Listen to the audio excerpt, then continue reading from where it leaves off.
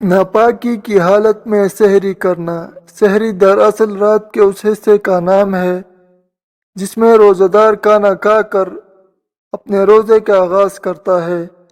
تو اگر کوئی شخص رات کو بیوی سے ہم بستر ہوا ہو یا کسی کو رات کو احتلام ہو جائے تو کیا یہ ناپاکی کی حالت میں سحری یعنی روزہ رکھ سکتا ہے یا نہیں؟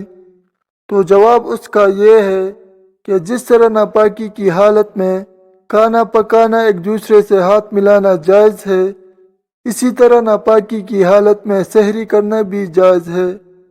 حضرت ابوبکر بن عبد الرحمن رضی اللہ تعالیٰ عنہ سے روایت ہے کہ میں اور میرے والد حضرت عائشہ رضی اللہ تعالیٰ عنہ کے پاس حاضر ہوئے تو عائشہ رضی اللہ تعالیٰ عنہ نے فرمایا کہ میں گواہی دیتی ہوں کہ رسول اللہ صلی اللہ علیہ وسلم احتلام کے سبب نہیں بلکہ جماع کے سبب سے حالت جنابت میں صبح کرتے اور غسل کیے بغیر روزہ رکھتے۔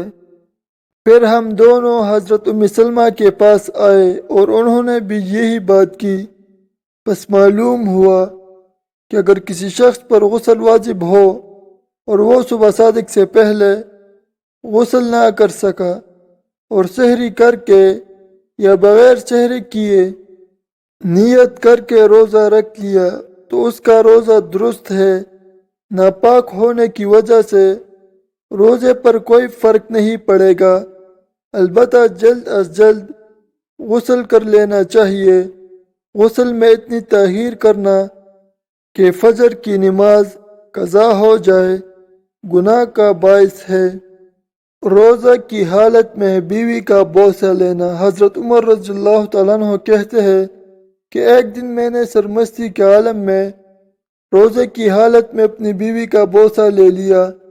پھر میں نے نبی پاک صلی اللہ علیہ وسلم سے عرض کیا کہ آج مجھ سے بہت بڑی غلطی ہو گئی ہے، میں نے روزے کی حالت میں بیوی کا بوسہ لے لیا ہے۔ رسول اللہ صلی اللہ علیہ وسلم نے فرمایا اگر تم روزے کی حالت میں پانی سے کلی کرو تو کیا ہوگا؟ میں نے کہا کہ اس میں تو کوئی حرج نہیں۔ تو آپ صلی اللہ علیہ وسلم نے فرمایا تو چھوڑو تو اس میں بھی کوئی حرج نہیں، یعنی پھر بوسے لینے کی وجہ سے گھبرانے کی کیا بات ہے۔ حضرت عائشہ رضی اللہ تعالیٰ عنہ سے روایت ہے، وہ بیان کرتی ہے کہ نبی کریم صلی اللہ علیہ وسلم روزے کی حالت میں بوس و کنار اور مباشرت کیا کرتے تھے، لیکن وہ اپنے آپ پر تم سے زیادہ کنٹرول رکھتے تھے۔ عربی میں مباشرت کا معنی ہے بدن سے بدن ملانا، جسم کا جسم سے مس ہونا، یعنی یہاں مباشرت سے صرف ہاتھ سے چھونا اور دو جسموں کا ملنا مراد ہے۔ مثلا اپنے خصار بیوی کے رخسار سے لگائے رکھنا۔